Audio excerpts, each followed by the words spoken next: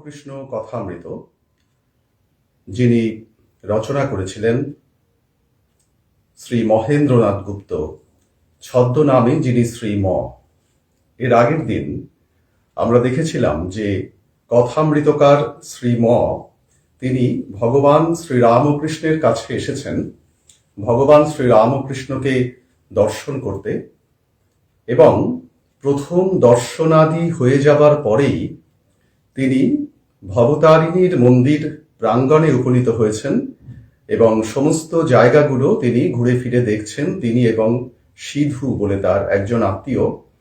এবং তারপর তিনি পুনরায় আবার ভগবান শ্রীরামকৃষ্ণের কাছে উপনীত হয়েছেন এবং দেখলেন যে ভগবান শ্রীরামকৃষ্ণের কক্ষের দরজাটি বন্ধ রয়েছে।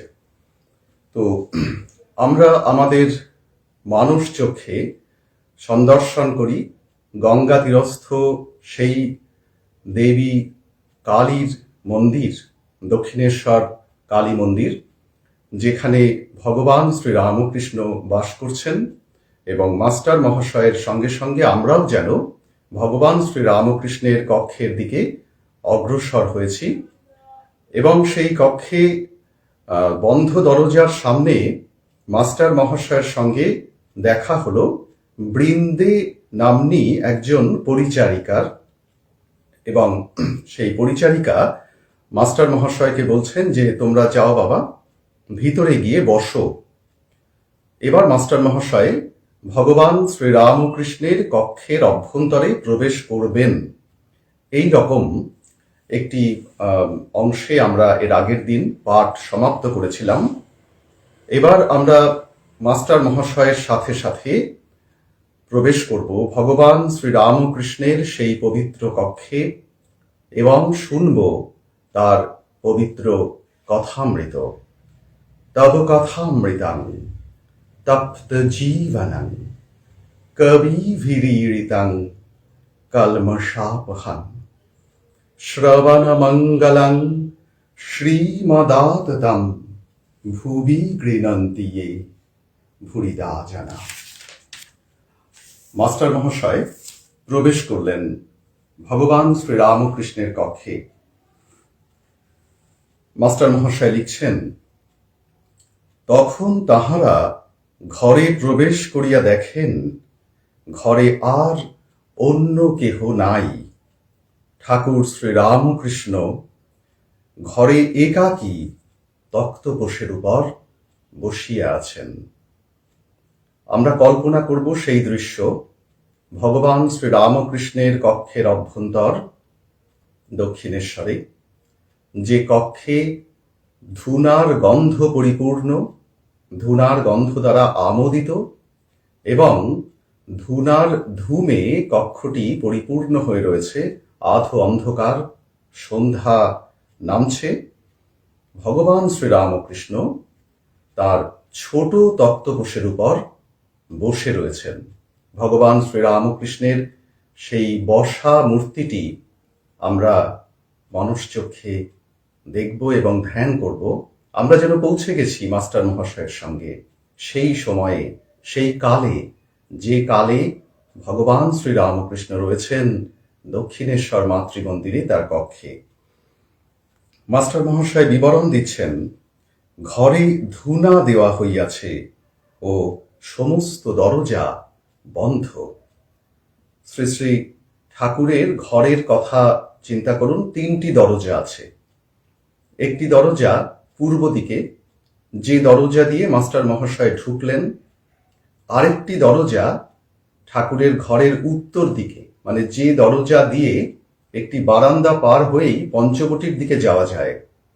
এবং আরেকটি দরজা দক্ষিণ দিকে, যে দরজা দিয়ে ভগবান শ্রীরামকৃষ্ণের কক্ষ সন্নিহিত গোল বারান্দাটিতে যাওয়া যায়। তো মাস্টার মশাই বলছেন যে সমস্ত জালনা দরজাগুলো বন্ধ রয়েছে। মাস্টার প্রবেশ করিয়া বদ্ধাঞ্জলি হইয়া প্রণাম করিলেন। ঠাকুর শ্রীরামকৃষ্ণ বসিতে অনুজ্ঞা করিলে তিনি ও সিধু মেঝেতে বসিলেন।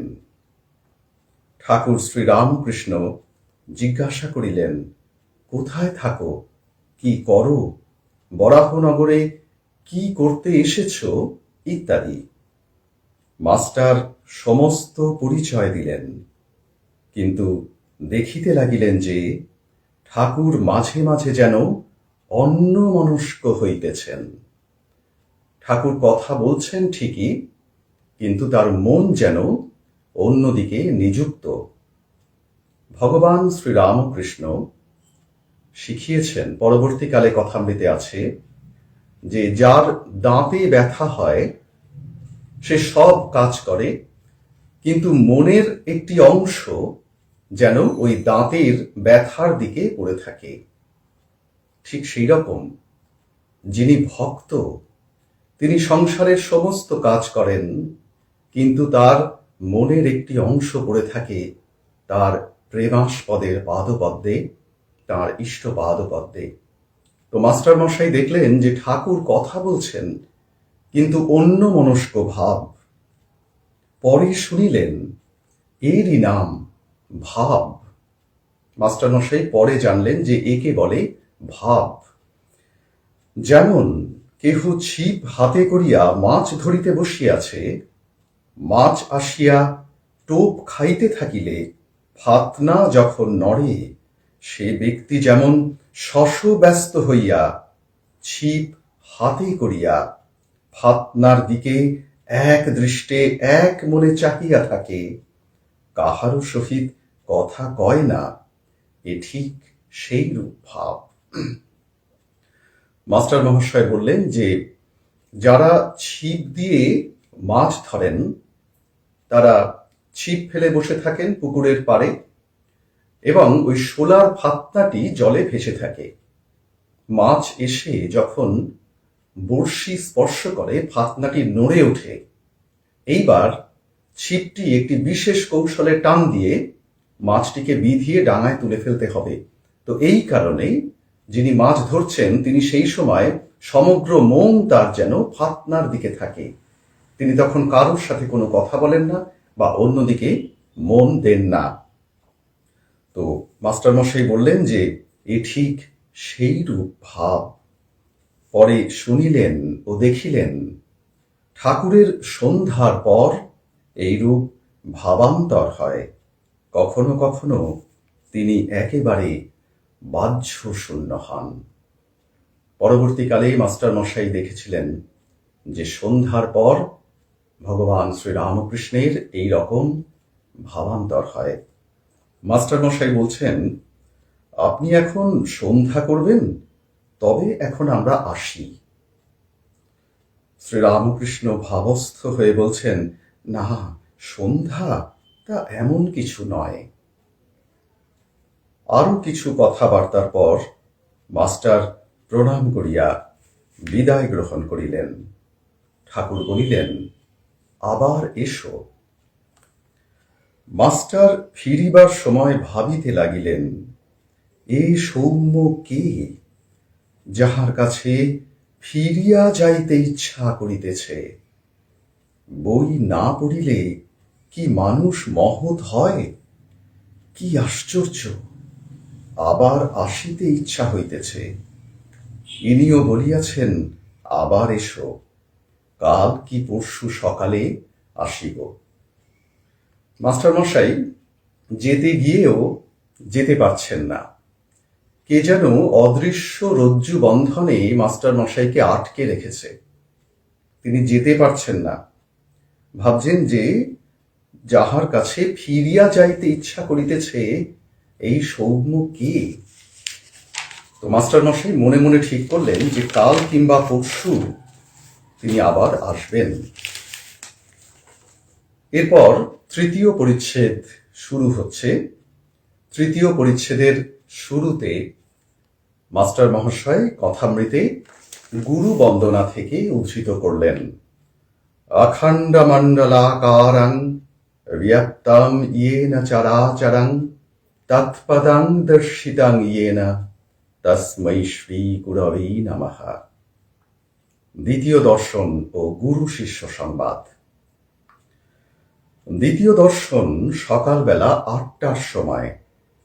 এখনো একটু শীত আছে, তাই ঠাকুরের গায়ে মোলেস্কিনের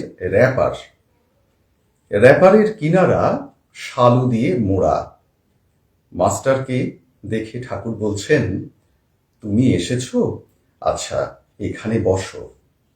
এই কথা দক্ষিণ পূর্ব বারান্দায় হইতেছিল। সেই বারান্দায় ঠাকুর বসিলেন এবং মাঝে মাঝে মাস্টারের সহিত কথা কহিতে লাগিলেন। শ্রীরামকৃষ্ণ মাস্টারের প্রতি জিজ্ঞাসা করছেন, হ্যাঁ গা, তোমার বাড়ি কোথায়? মাস্টার বলছেন, আজ্ঞা কলিকাতায়।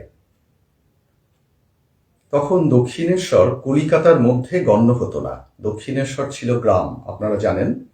আর কলকাতা এখনকার মতো বৃহত্তর কলকাতা ছিল না। তো মাস্টারমশাই বললেন যে আমার বাড়ি কলকাতায়। তাই ঠাকুর জিজ্ঞাসা করছেন, এখানে কোথায় এসেছো?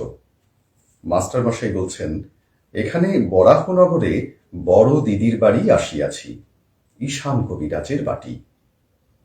মাস্টারমশাইকে ঠাকুর বললেন, ও ঈশেনের বাড়ি? হ্যাঁ গা, কেশব কেমন আছে? বড় অসুখ হয়েছিল। মাস্টারমশাই বলছেন যে আমিও শুনেছিলাম বটে, এখন বোধহয় ভালো আছেন।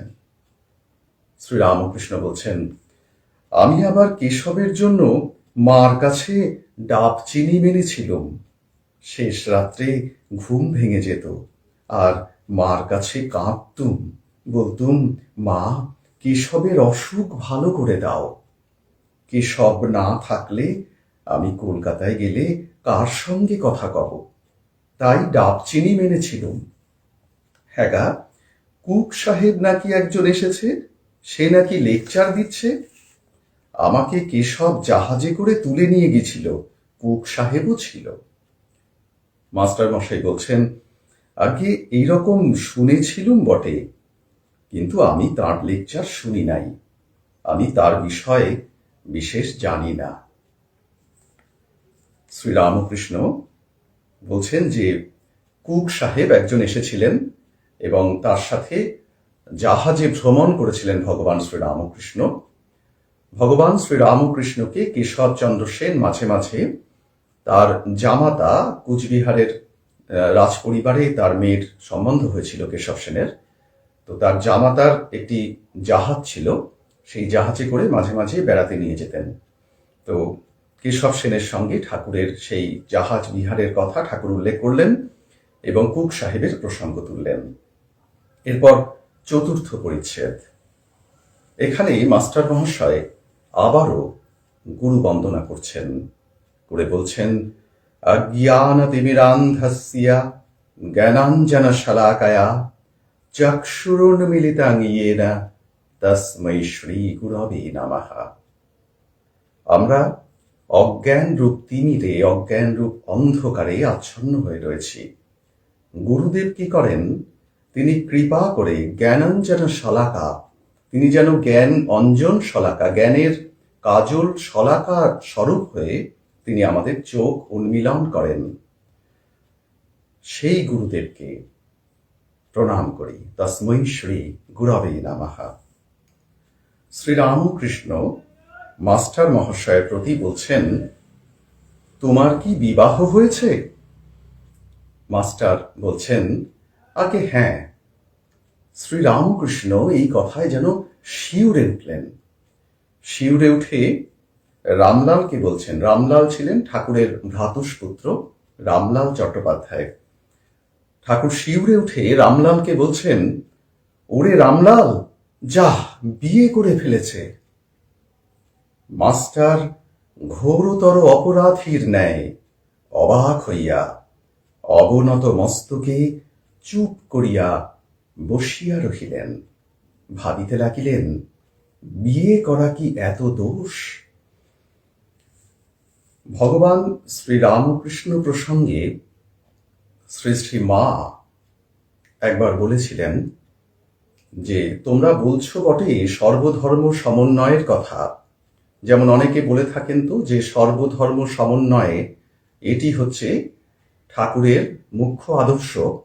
তো শ্রী শ্রী মা বলেছিলেন যে তোমরা বলছো বটে সর্বধর্ম সমন্বয়, তবে আমার মনে হয় ভগবান শ্রীরামকৃষ্ণাবতারের মূল প্রতিপাদ্য ভাবটি হল ত্যাগ। এরকম জ্বলন্ত ত্যাগ নিজের জীবনে দৃষ্টান্ত স্বরূপ তিনি উপস্থাপিত করেছিলেন। কি সন্ন্যাসী কি গৃহী ত্যাগ অবলম্বন না করলে ধর্মলাভ অসম্ভব। স্বামীজি এক জায়গায় বলছেন শিষ্যকে যে ইয়দি ব্রহ্মা স্বয়ং বদেত, ব্রহ্মা সৃষ্টিকর্তা ব্রহ্মা তিনি যদি স্বয়ংও বলেন তবুও ত্যাগ ভিন্ন ধর্মলাভ অসম্ভব। নান্যা পান্থা বিদ্যাতেহনায়, এই ত্যাগ ছাড়া অন্য কোনো উপায় নেই। ভগবান শ্রীরামকৃষ্ণ এখানে মাস্টার মহাশয় বিবাহিত জেনে যেন শিউরে উঠলেন, কারণ সাধারণভাবে বিবাহিত জীবন ত্যাগের বিপরীত পথ। তো কিন্তু মাস্টার মহাশয় বিষয়টি যেন বুঝতে পারছেন না। তিনি ভাবতে লাগলেন যে বিয়ে করা কি এত দোষ? ঠাকুর আবার জিজ্ঞাসা করিলেন, তোমার কি ছেলে হয়েছে? মাস্টারের বুক ঢিপ ঢিপ করিতেছে। ভয়ে ভয়ে বলিলেন, আগে ছেলে হয়েছে। ঠাকুর আবার আক্ষেপ করিয়া বলিতেছেন, যা ছেলে হয়ে গেছে। তিরস্কৃত হইয়া তিনি স্তব্ধ হইয়া বসিয়া রহিলেন। তাহার অহংকার চূর্ণ হইতে লাগিল।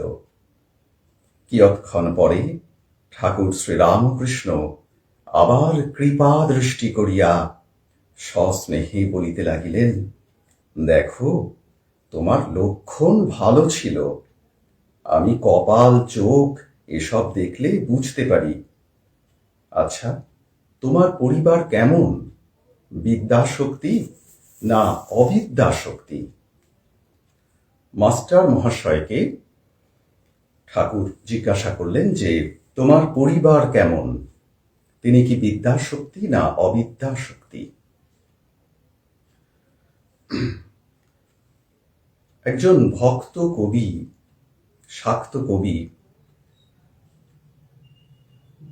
তিনি গেয়েছেন যে বিদ্যা অবিদ্যা এই দুইজন স্ত্রীর মধ্যে যখন সদ্ভাব হবে তখন শ্যামা মারে পাবি। তাদের দুই সতীনে পীড়িত হলে তখন শ্যামা মারে পাবি। তো বিদ্যা এবং অবিদ্যা, ভগবান শ্রীরামকৃষ্ণ শেখান যে মায়ার যেন দুটি প্রকারভেদ। একটি বিদ্যা মায়া, যা আমাদেরকে ঈশ্বরের কাছে নিয়ে যায়, যে মায়া, সেই মায়া বিদ্যা মায়া। আর যা ঈশ্বরের পথের প্রতিবন্ধক, যা ঈশ্বরের পথ থেকে আমাদেরকে বিচ্যুত করে, তাকে বলে অবিদ্যা মায়া। তো ঠিক এই রকম ভাবে আমাদের হিন্দু সমাজে স্ত্রীকে বলা হয় সহধর্মিণী। তিনি ধর্মপথের সহকারিণী বা সহায়িকা। তো তিনি যদি ধর্মপথের সহায়তা করেন তবে তিনি বিদ্যা, আর যদি বিপরীতটা করেন তাহলে তিনি অবিদ্যা মায়া। তো এই বিদ্যা অবিদ্যা কেমন, একটা ছোট্ট উদাহরণ এখানে মনে পড়ে যাচ্ছে।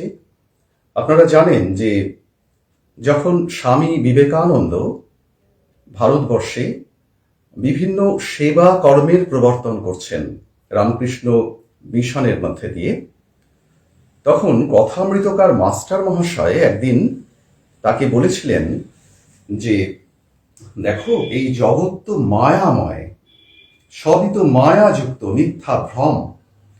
তবে এখানে এই মায়ার জগতের কর্মে জড়িয়ে লাভ কি? অর্থাৎ স্বামীজি যে কর্মের কথা বলছেন এও তো মায়ার অন্তর্গত। তো এর মধ্যে জড়িয়ে কি লাভ হবে? তো স্বামীজি জিজ্ঞাসা করলেন যে তাহলে কি করণীয়? মাস্টার মশাই বলছেন যে সাধনা করে মুক্ত হওয়াই যখন উদ্দেশ্য, তখন এই মায়ার কাজের মধ্যে জড়াবো কেন? তখন স্বামীজি বললেন যে আপনি তো স্বরূপত মুক্তই আছেন, ইউ আর অলরেডি দ্যাট। আমরা মুক্তই আছি। যা মুক্ত তা কিন্তু বদ্ধ হয় না। আর যদি বদ্ধ হয় তাহলে বুঝতে হবে সে কখনো মুক্ত ছিল না। মুক্ত বা ফ্রি, ফ্রি কাকে বলে? যার উপরে কোনো রকম শর্ত, কোনো রকম বাধা আরোপিত হতে পারে না, সেই ফ্রি। তাহলে যে ফ্রি সে তো বদ্ধ হতে পারে না। স্বামীজি বলছেন যে আপনি তো অলরেডি ফ্রি, আপনি তো মুক্ত। তাহলে যে মুক্ত তার আবার মুক্তির চেষ্টা কিসের? বলে স্বামীজি শেখাচ্ছেন, স্বামীজি বলছেন যে আমরা বদ্ধ, এটি একটি ভ্রম।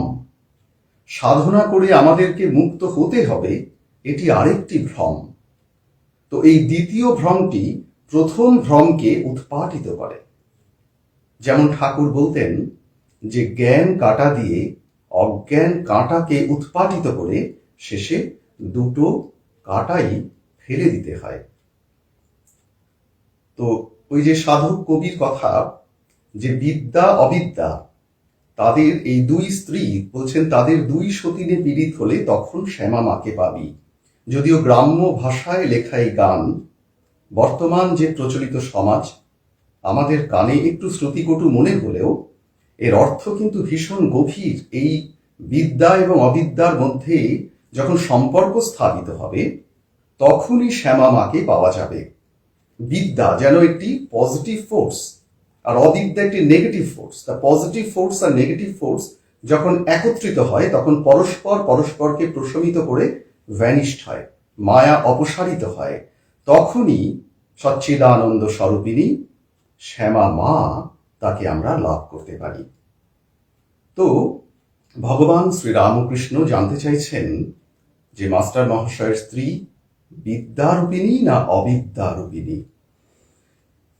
মাস্টার মহাশয় বলছেন আজ্ঞা ভালো কিন্তু অজ্ঞান।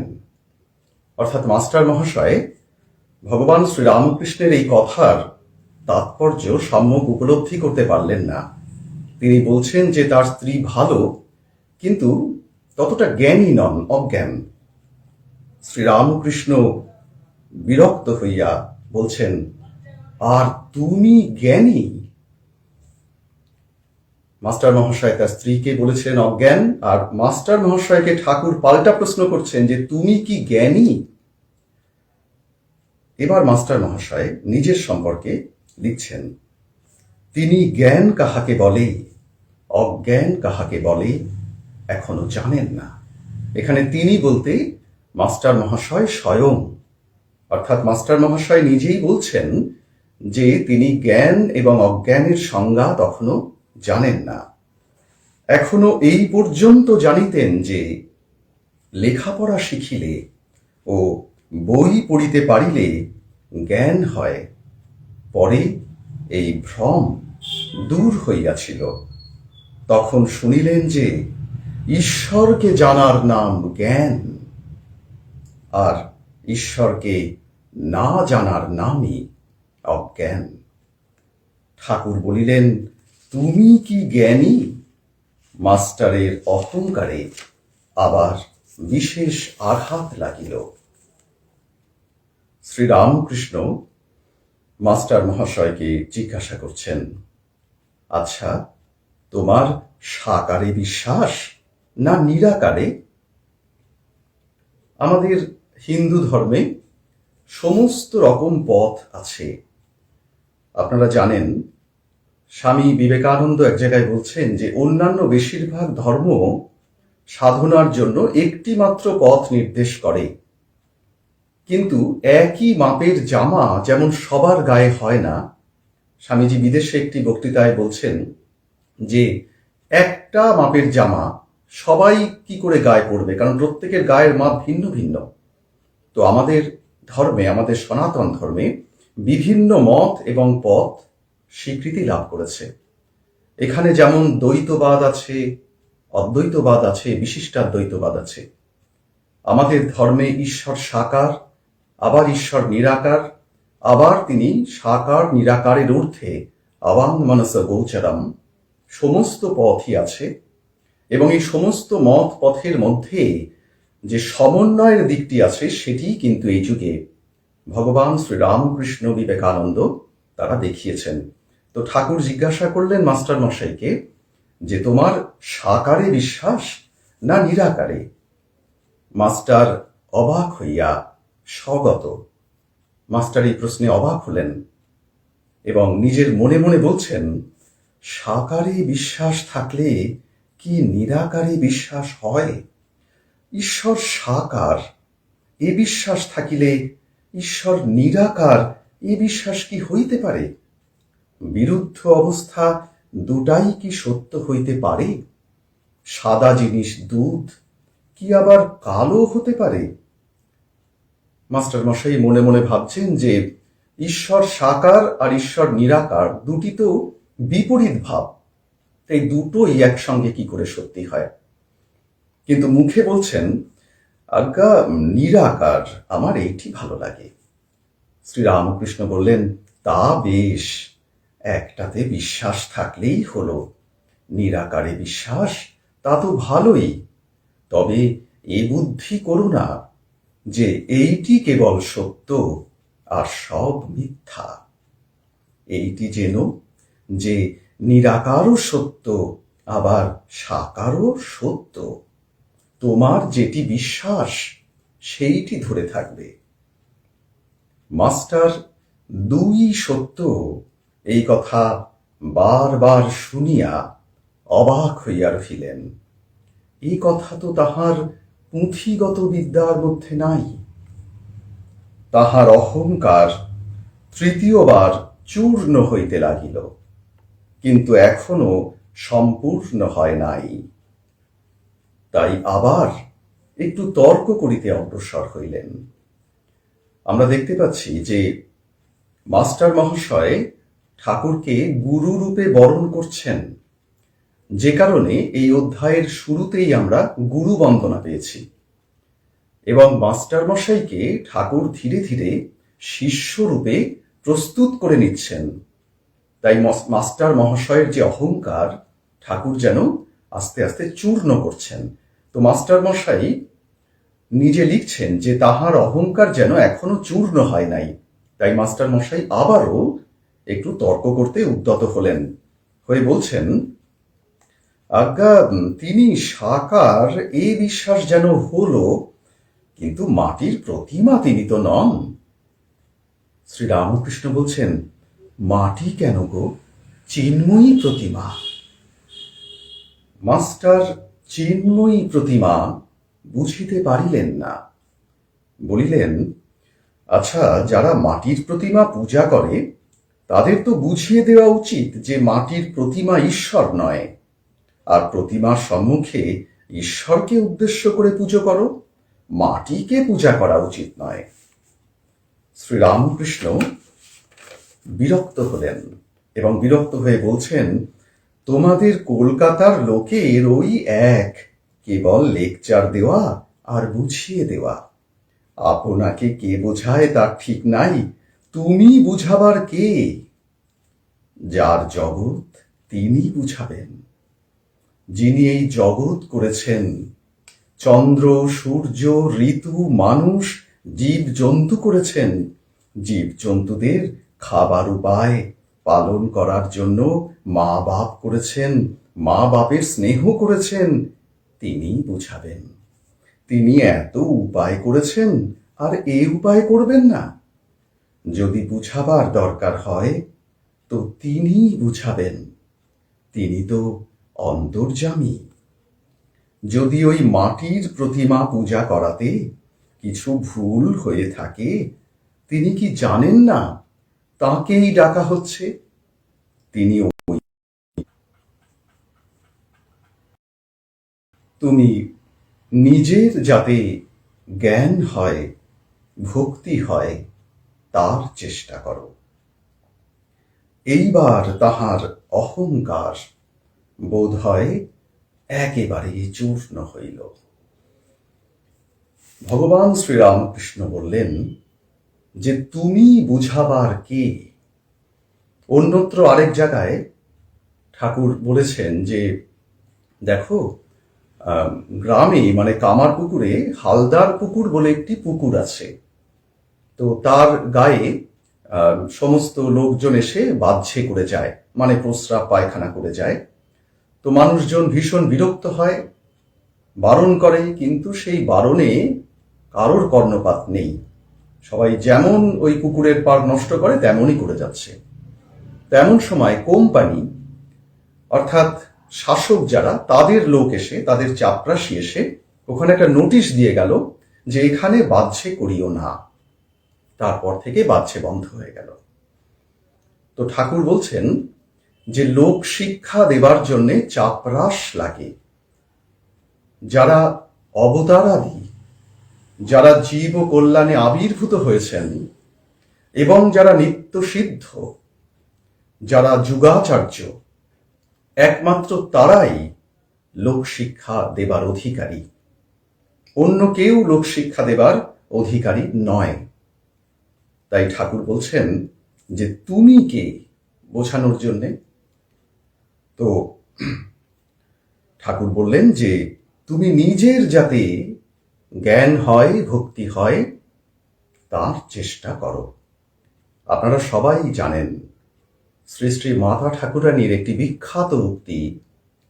শ্রী শ্রী মা সারদা দেবী তিনি বলছেন যে যেমন ফুল নাড়তে চাড়তে গন্ধ বার হয়, চন্দন ঘষতে ঘষতে ঘ্রাণ বার হয়, তেমনি ভগবত তত্ত্ব আলোচনা করতে করতে হৃদয়ে তত্ত্বজ্ঞানের উদয় হয়। অর্থাৎ আমরা এই যে আলোচনা করছি, এই যে কথামৃত পাঠ করা হচ্ছে, সে সম্পর্কে আলোচনা করার চেষ্টা করা হচ্ছে, তো আমরা যেন মনে রাখি এটা আমাদের ওই চন্দন ঘষার মতন, ফুল নাড়তে চাড়তে ঘ্রাণ বার হবার মতন। এর উদ্দেশ্য হচ্ছে নিজের কল্যাণ, আমাদের ভিতরটা যেন শুদ্ধ হয়। লোক শিক্ষা দেওয়া এর উদ্দেশ্য নয়, কারণ আমরা লোক শিক্ষা দেবার অধিকারী নই। আমরা কখনো ফেসবুক লাইভে বলতে পারি না যে আপনি এটা করবেন, ওটা করবেন না, আপনি এই করবেন, এই ভাববেন। এইভাবে আমরা ফেসবুক লাইভে বলতে পারি না, কারণ আমরা শিক্ষক নই। এই ইনস্ট্রাকশন দেবার অধিকারী একমাত্র গুরু। একমাত্র গুরু শিষ্যকে পথ নির্দেশ করেন এবং বলেন যে তুমি এটা করবে, ওই পথে যাবে না, এটা করবে না। কিন্তু আমরা যদি সেটা করি, আমরা যদি উচ্চ মঞ্চের উপর বসে মানুষকে নির্দেশনা দিই, সে কোনো ধর্মসভায় হোক বা এরকম ফেসবুক লাইভে হোক, যে এটা করবেন, এটা বলবেন না, এই করবেন, এটা হাস্যকর হয়ে যায়। ভগবান শ্রী রামকৃষ্ণের যারা অনুগামী তারা কখনো তা করেন না। তারা মনে রাখেন ঠাকুরের এই কথাটি যে তুমি নিজের যাতে জ্ঞান হয়, ভক্তি হয়, তার চেষ্টা করো, তুমি বুঝাবার কে। তো আমাদের এই চর্চা, এই শ্রীরামকৃষ্ণ চর্চা, এটা যেন আমাদের নিজেদের কল্যাণের জন্য। আমরা যেন সেই ফুল নাড়তে চাড়তে সেই তত্ত্ব জ্ঞান রূপ ঘ্রাণ অনুভব করার চেষ্টা করছি। মাস্টার মশাই ভাবছেন ইনি যা বলছেন তা তো ঠিক, আমার বুঝাতে যাবার কি দরকার? আমি কি ঈশ্বরকে জেনেছি, না আমার তাঁর উপর ভক্তি হয়েছে? আপনি শুতে স্থান পায় না, শঙ্করাকে ডাকে। জানি না, শুনি না, পরকে বুঝাতে যাওয়া বড়ই লজ্জার কথা ও হীন বুদ্ধির কাজ। এ কি অঙ্কশাস্ত্র, না ইতিহাস, না সাহিত্য যে পরকে বুঝাবো? এ যে ঈশ্বর তত্ত্ব। ইনি যা বলছেন মনে বেশ লাগছে। আমরা এর আগের দিন কথামৃতের আলোচনায়, যারা সেদিন কথামৃত আলোচনায় আমাদের সাথে ছিলেন ফেসবুক লাইভে, তারা জানেন এর আগের দিন আমরা বলেছিলাম ওই স্বামীজির পদপ্রান্তে গ্রন্থে স্বামী আত্মানন্দজি বলছেন যে ভগবান শ্রী রামকৃষ্ণ হলেন নবযুগের বেদ। সাধারণ স্তরের মানুষ আমরা কখনোই ঠাকুরের যে কথা তার সম্যক উপলব্ধি করতে পারি না। আত্মানন্দজি বলছেন যে একমাত্র পরমহংস অবস্থায় উপনীত হলে তবেই ঠাকুরের কথার অন্তর্নিহিত ভাবটি পুরোপুরি উপলব্ধি করা যায়। এবং এই প্রসঙ্গে আমরা আলোচনা করেছিলাম সেই স্বামীজির সেই হাতি নারায়ণ মাহুত নারায়ণ ঠাকুরের এই ছোট্ট কথাটির উপর তিনি দিনের পর দিন ধরে ব্যাখ্যা করেছিলেন, কারণ স্বামীজি ছিলেন সেই চাপরাস প্রাপ্ত লোকশিক্ষক। তো মাস্টার মশাই বলছেন যে আমি নিজে জানি না বুঝি না, পরকে বোঝাতে যাওয়া, পরকে জানাতে যাওয়া এ বড়ই হীন বুদ্ধির কাজ। আমরা শুধু তাঁর কথা আলোচনা করতে পারি, ঠাকুরের কথা, তার পার্শ্বদের কথা, তার পার্শ্বদের শিক্ষা, এই শিক্ষাগুলো নিয়ে আমরা পরস্পর ভাব বিনিময় করতে পারি। কিন্তু আমরা কখনোই বলতে পারি না যে এটাই করো, ওটা করো না, এটা করবেন, ওটা করবেন না। সেটা অত্যন্ত হাস্যকর এবং অত্যন্ত নিষিদ্ধ বস্তু আধ্যাত্মিক রাজ্যে। কারণ গুরু ছাড়া এটা করার অধিকারী কেউ নন। আপনারা জানেন, মাস্টার মশাই এক জায়গায় বলেছেন যে বিদ্যাসাগরকে, ঈশ্বরচন্দ্র বিদ্যাসাগরকে মাস্টার মশাই একবার বলেছিলেন যে আপনি ধর্ম শিক্ষা এইগুলো কেন দেন না। মাস্টার মশাই তো জানতেন যে বিদ্যাসাগরের লেখা অনেক বই আছে, তিনি শিশুদের জন্য অনেক বই লিখেছিলেন, সেখানে সেই অর্থে কোনো তথাকথিত ধর্ম শিক্ষা নেই। তো বিদ্যাসাগরকে মাস্টার মশাই বললেন যে আপনি তো এটা করতেই পারেন, ধর্ম শিক্ষা দিতেই পারেন। তখন বিদ্যাসাগর মহাশয় বলেছিলেন যে স্বর্গে দেবদূতের চাবুক কে খাবে। খুব হাস্যকর কথা। বিদ্যাসাগর খুব রহস্য ছলে বললেন যে চাবুক কে খাবে। তো মাস্টারমশাই বুঝতে পারলেন চাবুক খাওয়ার ব্যাপারটা কি। তখন বিদ্যাসাগর উদাহরণ দিয়ে বোঝাচ্ছেন, মজা করে বলছেন, ধরো একজন লোক মৃত্যুর পরে যমরাজের কাছে গেল এবং যমরাজ তখন বললেন যে তুমি যে সমস্ত কাজগুলো করেছ সেসব অপরাধমূলক কাজ, এই কাজের জন্য তোমার এত ঘা চাবুক প্রাপ্য।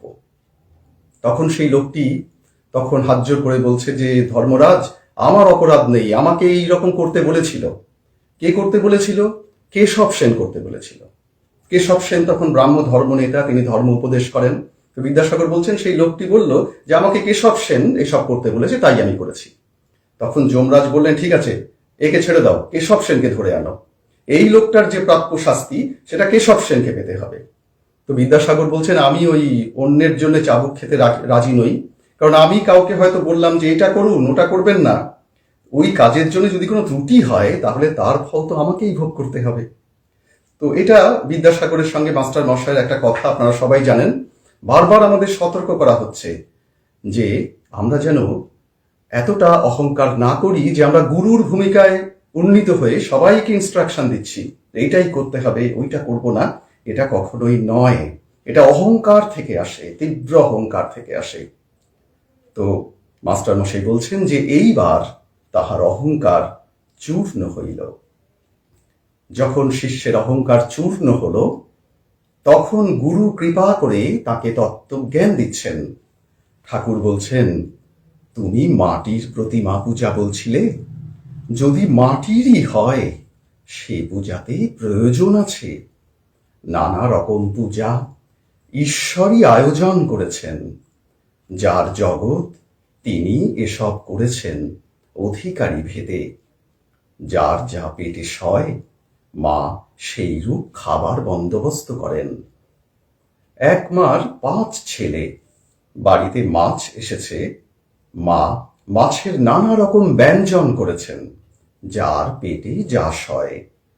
কারো জন্য মাছের পোলোয়া, কারো জন্য মাছের অম্বল, মাছের চচ্চড়ি, মাছ ভাজা, এই সব করেছেন, যেটি যার ভালো লাগে, যেটি যার পেটে সয়।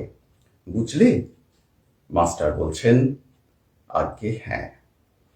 আপনারা জানেন যে আমাদের ধর্মশাস্ত্র শিব মহিম্ন স্তোত্রমে বলা হয়েছে যে যেমন বিভিন্ন নদী ভিন্ন ভিন্ন যাত্রা পথে এসে তারা এক সমুদ্রে মিলিত হয়, তেমন ভিন্ন ভিন্ন আধ্যাত্মিক সাধন পথের পথিকরা তাদের নিজ নিজ পথ অবলম্বন করে সেই এক সচ্চিদানন্দ সাগরেই উপনীত হন। ঠাকুর যেন এখানে বললেন যে যেমন মায়ের যদি 5 ছেলে থাকে, তাদের রুচি আলাদা, তাদের অধিকার আলাদা, এই ভেদে মা যেমন মাছের বিভিন্ন রকম প্রিপারেশন করেন, কারোর জন্য মাছের ঝোল, মাছের অম্বল, মাছের চচ্চড়ি, তো ঠিক সেই রকমভাবে ঈশ্বর আমাদের অধিকার ভেদে এবং আমাদের রুচি ভেদে বিভিন্ন রকম সাধন পথ নির্দেশ করেছেন। কেউ সাকার উপাসক, কেউ নিরাকার উপাসক, কেউ অদ্বৈতবাদী ইত্যাদি। মাস্টার মশাই সবিনয়ে বলছেন, আজ্ঞে হ্যাঁ। পঞ্চম পরিচ্ছেদের শুরুতে মাস্টার মশাই আবার গুরুরূপী শ্রীরামকৃষ্ণের বন্দনা করছেন। সেই গুরু কেমন? যিনি সংসার রূপ সমুদ্রে বাতি স্তম্ভ স্বরূপ এবং কর্ণধার স্বরূপ হয়ে আমাদেরকে সঠিক পথের নির্দেশ দেন। একটু আগেই আমরা যেমন বললাম যে আমরা সবার কাছ থেকে আধ্যাত্মিক উপদেশ নেব না। মাস্টার মহাশয়কে ঠাকুর এক জায়গায় বলেছিলেন যে তুমি তো দুর্গাপূজার সময় কেশব সেনের বাড়িতে গেছিলে, তা সেখানে কি শুনলে? তা মাস্টার মশাই বলছেন, আগে সেখানে শুনলাম কেশব সেন বললেন যে মা দুর্গা তাকেই যদি কেউ হৃদয়ের মধ্যে আনতে পারে তাহলে জ্ঞান ভক্তি সিদ্ধি এসব অটোমেটিক্যালি চলে আসে হৃদয়ের মধ্যে। এসব শুনে ঠাকুর বললেন, তুমি শুধু এখানেই আসবে, এর ওর কাছে যাবে না। তো যারা ভগবান শ্রীরামকৃষ্ণের অনুগামী তারা জানেন যে একমাত্র গুরু এবং ইষ্ট ছাড়া কেউ সাধন পথ নির্দেশ করতে পারেন না। তো মাস্টার মশাই সেই জন্যে এই উদ্ধৃতি করছেন গুরু স্তোত্র থেকে, সংসারার নবঘোরে ইয়ঃ কর্ণধার স্বরূপকঃ নমস্তু রামকৃষ্ণায় তস্मै শ্রী গুরবে নমঃ। এই ঘোর সংসার রূপ সমুদ্রে তুমি সেই গুরুই কর্ণধার স্বরূপ। যিনি কর্ণধার স্বরূপ সেই গুরুরূপী শ্রীরামকৃষ্ণকে প্রণাম করি। মাস্টার মহাশয় ঠাকুরকে জিজ্ঞাসা করলেন, বিনীতভাবে জিজ্ঞাসা করছেন, ঈশ্বরে কি করে মন হয়? শ্রীরামকৃষ্ণ বলছেন, ঈশ্বরের নাম গুণগান সর্বদা করতে হয়, আর সৎসঙ্গ, ঈশ্বরের ভক্ত বা সাধু এদের কাছে মাঝে মাঝে যেতে হয়। মাস্টার মশাই জানতে চাইছেন যে কি করে ঈশ্বরে আমাদের মন হয় বা প্রীতি হয়। আপনারা জানেন যে নারদীয় ভক্তিসূত্রামে মহর্ষি নারদ বলছেন, সা তস্মিন পরম প্রেম রূপা, অর্থাৎ ঈশ্বরের প্রতি এই যে পরম প্রীতি, এটাই হলো ভক্তি। তো মাস্টার মশাই বলছেন যে এর উপায় কি, ঈশ্বরে মন হবার উপায় কি? ভগবান শ্রীরামকৃষ্ণ পথ নির্দেশ করছেন, নাম গুণগান, তার নাম করা, জপ করা। আপনারা জানেন যে রামকৃষ্ণ মঠ মিশনের প্রাক্তন সহ সংঘাধ্যক্ষ আমার গুরুদেব শ্রীমৎ স্বামী গীতানন্দজি মহারাজ, তিনি সব সময় জপ করতেন, সব সময় অবিরত তার মনে মনে নাম উচ্চারিত হয়ে যেত। এমনকি তার যে জপের মালাটি, ওই যে রুদ্রাক্ষের যে বীজগুলো, আপনারা তো জানেন রুদ্রাক্ষের বীজের উপরিতল অসমতল, তো তিনি জপ করতেন এবং এত জপ করতেন যে তার হাতের ঘর্ষণে ওই রুদ্রাক্ষগুলো সমতল হয়ে গেছিল, পিচ্ছিল হয়ে গেছিল। তো তিনি শিক্ষা দিয়েছেন, আমার গুরুদেব শ্রীমৎ স্বামী গীতানন্দজির শিক্ষা যে সর্বদা নাম করো।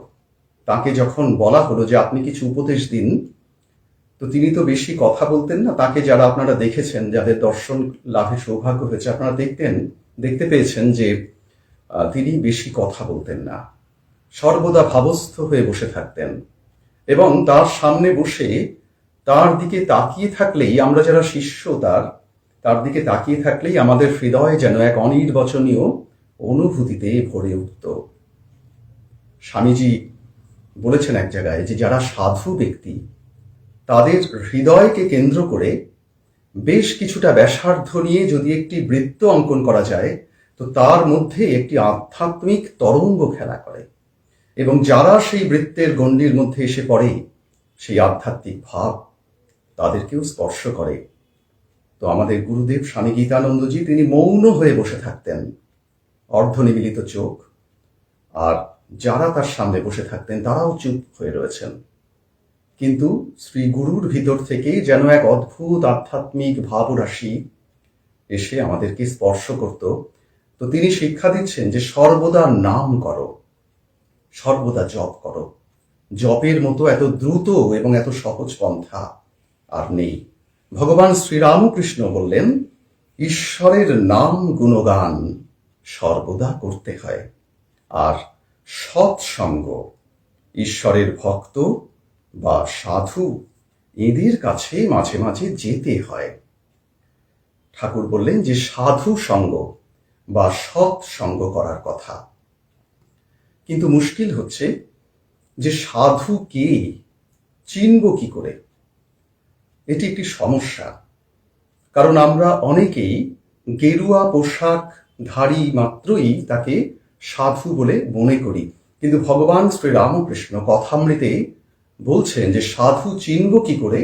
ঠাকুর বললেন, যার মন প্রাণ অন্তরাত্মা ঈশ্বরে গত হয়েছে তিনি সাধু। ঠাকুর আমাদেরকে সূত্র দিচ্ছেন কি করে সাধু চিনব, যেন আমরা প্রতারিত না হই। তিনি বলছেন যে যার মন প্রাণ অন্তরাত্মা ঈশ্বরে গত হয়েছে তিনি সাধু। তা কারো মন প্রাণ অন্তরাত্মা ঈশ্বরে গত হয়েছে কিনা আমরা কি করে বুঝব? ঠাকুর তাই কিছু প্র্যাকটিক্যাল লক্ষণ বলছেন। বললেন, যিনি সাধু তিনি ঈশ্বরীয় কথা ভিন্ন অন্য কথা কন না। সাধু কখনো ঈশ্বরীয় কথা ছাড়া অন্যান্য বাজে সাংসারিক কথার মধ্যে থাকবেন না। বলছেন যে যিনি প্রকৃত সাধু তিনি ঈশ্বরীয় কথা হলে শ্রবণ করেন, আর যদি অন্য কথা হয় তাহলে তিনি উঠে চলে যান। সাধুর আর কি লক্ষণ? ভগবান শ্রীরামকৃষ্ণ শেখাচ্ছেন, যিনি সাধু তিনি স্ত্রীলোক থেকে অন্তরে বা তফাতে থাকেন। সাধুটি যদি পুরুষ হন, ঠাকুর বললেন যে তিনি স্ত্রীলোক থেকে অন্তরে থাকেন, সর্বদাই একটি ডিস্ট্যান্স মেনটেন করে চলেন স্ত্রীলোকের থেকে। যদি তিনি সিদ্ধিলাভও করেন তবুও লোক শিক্ষার জন্য তিনি এটি মেনটেন করেন। আপনারা জানেন যে ঠাকুরের কথামৃতেই আছে, ঠাকুর বলছেন যে শ্রীমান মহাপ্রভু তার একজন শিষ্য ছোট হরিদাস। মহাপ্রভুর দুইজন শিষ্য ছিলেন, তো তাদের দুজনের নামই ছিল হরিদাস। তার মধ্যে ছোট হরিদাস তিনি একজন ভক্ত বিধবার সাথে আলাপ করেছিলেন, ভক্ত মহিলার সাথে শুধু আলাপ করেছিলেন। এই কারণেই মহাপ্রভু তাকে ত্যাগ করেছিলেন, কারণ হরিদাস সন্ন্যাসী। তো এটা ঠাকুর কথামৃতে এক জায়গায় বলছেন। তো ঠাকুর বললেন যে প্রকৃত সাধু কিন্তু স্ত্রীলোক থেকে সর্বদা অন্তরে থাকেন বা তফাতে থাকেন, আর যদি কাছাকাছি এসে পড়েন তাহলে সর্বদা তাদেরকে মাতৃভাবে দেখেন। আর কি লক্ষণ ঠাকুর শেখাচ্ছেন? সম্ভবত বিজয়কৃষ্ণ গোস্বামীকে শেখাচ্ছেন। বলছেন যে সাধু কখনো সঞ্চয় করে না, সাধু সর্বদা ঈশ্বরের উপর নির্ভর করে। পঞ্ছি আর সাধু না করে সঞ্চয়। পাখি যেমন সঞ্চয় করে না, সাধু তেমনি সঞ্চয় করে না। সাধুর নিজস্ব সঞ্চয়, নিজস্ব আর্থিক সঙ্গতি এসব বলে কিছু থাকে না। তিনি সর্বদা ঈশ্বরের উপর নির্ভর করেই চলেন। তো ঠাকুর কয়েকটি লক্ষণ নির্দেশ করলেন সাধুর। বললেন যে যিনি সর্বদা ঈশ্বরগত প্রাণ, যিনি সর্বদা ঈশ্বরের কথা ভিন্ন অন্য কথায় থাকেন না, যার মন প্রাণ অন্তরাত্মা ঈশ্বরে গত হয়েছে তিনি সাধু। যিনি ঈশ্বরীয় কথা বই অন্য কথা বলেন না তিনি সাধু। আর যিনি স্ত্রীলোককে কখনো ঐহিক চোখে দেখেন না এবং তাদের থেকে সর্বদা একটি অন্তর বা ডিস্ট্যান্স মেনটেন করেন তিনি সাধু। তো মোটামুটি এই কটি সাধুর লক্ষণ ঠাকুর নির্দেশ করেছেন। ঠাকুর বলছেন যে ঈশ্বরের ভক্ত বা সাধু, যারা প্রকৃত সাধু, এদের কাছে মাঝে মাঝে যেতে হয়। সংসারের ভিতর ও বিষয় কাজের ভিতর রাত দিন থাকলে ঈশ্বরে মন হয় না। মাঝে মাঝে নির্জনে গিয়ে তাঁর চিন্তা করা বড় দরকার। প্রথম অবস্থায় মাঝে মাঝে নির্জন না হলে ঈশ্বরে মন রাখা বড় কঠিন। ভগবান শ্রীরামকৃষ্ণ অন্যত্র এক জায়গায় বলছেন, আপনারা সবাই পড়েছেন, তবু একটু আলোচনার জন্যই বলা, যে মনে করো একজন চাল কাটছে। চাল কাটছে বলতে চালের মধ্যে অনেক অশুদ্ধি কাঁকড় মেশানো থাকে। তো রান্না করার আগে অনেকে সেই চাল থেকে কাঁকড়গুলো বেছে ফেলে দেয়, একে বলে চাল কাঁড়া। তো একজন চাল কাটছে, তা যদি 5 বার তাকে ডাকে লোকে, তাহলে ঠিকঠাক চাল কাঁড়া কেমন করে হয়? হয় না। ঠিক সেই রকম ঠাকুর বললেন যে এই বিষয় কাজের মধ্যে, সংসারের মধ্যে নানা ঝঞ্ঝাট, তাই নির্জন না হলে হয় না। মাঝে মাঝে নির্জনে গিয়ে তাঁর চিন্তা করা বড় দরকার। ঠাকুর অন্যত্র এক জায়গায় বলছেন যে নির্জনে গিয়ে ঈশ্বরের কাছে কাঁদবে, মনে মনে প্রার্থনা জানাবে, আর ভাববে যে ঈশ্বর ছাড়া তোমার আর কেউ নেই। ভগবান শ্রীরামকৃষ্ণের একটি ভীষণ তাৎপর্যপূর্ণ শিক্ষা। তিনি বলছেন, সংসারে যখন থাকবে, স্ত্রী পুত্র বাপ মা সকলের সেবা করবে, এমন ভাব দেখাবে যেন তারা তোমার কত আপনার, কিন্তু মনে জানবে যে তারা তোমার কেউ নয়। ঠাকুর বললেন যে নির্জনে গিয়ে ঈশ্বরের কাছে হৃদয়ের বেদনা জানাবে, আর মনে ভাববে যে তিনি একমাত্র আপনার। শ্রী শ্রী মা যেমন শেখাচ্ছেন যে সবার উপর যেমন কর্তব্য করে যাবে, কিন্তু ভালো এক ভগবানকে ছাড়া কাউকে বেশো না। এটি ভগবান শ্রীরামকৃষ্ণ বিবেকানন্দ ভাবাদর্শের একটি অন্যতম দিক সংসারী ভক্তদের জন্যে। ঠাকুর বললেন, যখন চারা গাছ থাকে তখন তার চারদিকে বেড়া দিতে হয়। বেড়া না দিলে ছাগল গরুতে খেয়ে ফেলে। ধ্যান করবে মনে কোণে ও বনে, আর সর্বদা সদসৎ বিচার করবে। ঈশ্বরই সৎ কিনা নিত্য বস্তু, আর সব অসৎ কিনা অনিত্য, এই বিচার করতে করতে অনিত্য বস্তু মন থেকে ত্যাগ করবে। ঠাকুর বললেন যে যখন চারা গাছ থাকে তখন তার চারদিকে বেড়া দিতে হয়। আপনারা অনেকেই পড়েছেন শ্রীম কথামৃতকার মাস্টার মহাশয়ের জীবনের উপরে অনেকগুলো বই আছে, যেমন শ্রীম দর্শন, শ্রীম সমীপে। তো ওই রকমই কোনো একটি গ্রন্থে আমরা পেয়েছিলাম যে মাস্টার মহাশয় একদিন একজন ব্রহ্মচারীকে সঙ্গে নিয়ে দক্ষিণেশ্বর মন্দিরে এসেছেন, দক্ষিণেশ্বর মাতৃমন্দিরে। তখন ঠাকুরের শরীর নেই, স্বামীজিও চলে গেছেন, স্বামীজির স্থূল শরীর পরিত্যক্ত হয়েছে, মাস্টার মশাই বৃদ্ধ। তো একজন ব্রহ্মচারীকে নিয়ে মাস্টার মশাই দক্ষিণেশ্বরে এসেছেন। তো মাস্টার মশাই আর সেই ব্রহ্মচারী ঘুরে ঘুরে দেখছেন দক্ষিণেশ্বরের দেবী ভবতারিণীর মন্দিরের সামনের ওই চাতালের উপর দিয়ে তারা হেঁটে বেড়াচ্ছেন। এর মধ্যে একজন স্ত্রী লোক ছুটে এসেছে। কোনো একটি কারণে সেই ভদ্র মহিলা হয়তো ছোটাছুটি করছিলেন, এমনভাবে ছুটে এসেছেন যে তার শাড়ির আঁচলের বাতাস যেন ব্রহ্মচারীকে স্পর্শ করছে। মাস্টারমশাই সঙ্গে সঙ্গে, মাস্টারমশাইয়ের গায়ে সেই বিরাট আলোয়ান পরা থাকতো, মাস্টারমশাই সঙ্গে সঙ্গে তার আলোয়ান দিয়ে ওই ব্রহ্মচারীকে এইভাবে জড়িয়ে ধরলেন। মাস্টারমশাই সেই ব্রহ্মচারীকে নিজের বুকের মধ্যে জড়িয়ে ধরলেন, যেন সেই কুবাতাস তাকে স্পর্শ না করে। মাস্টারমশাই বললেন যে ঠাকুর বলতেন যে প্রথম অবস্থায় বেড়া দিতে হয়, একটা গণ্ডি প্রয়োজন, যেমন চারা গাছ বেড়া না দিলে ছাগল গরুতে খেয়ে ফেলে। তো আজকে কথামৃত পাঠ আমরা প্রথম ভাগের পঞ্চম পরিচ্ছেদের শুরু করলাম। এর পরের সপ্তাহে রবিবারে 7:30টার সময় আমরা এর পর থেকে আবার শুরু করব, যেখানে মাস্টারমশাই জিজ্ঞাসা করছেন সংসারে কি রকম করে থাকতে হবে।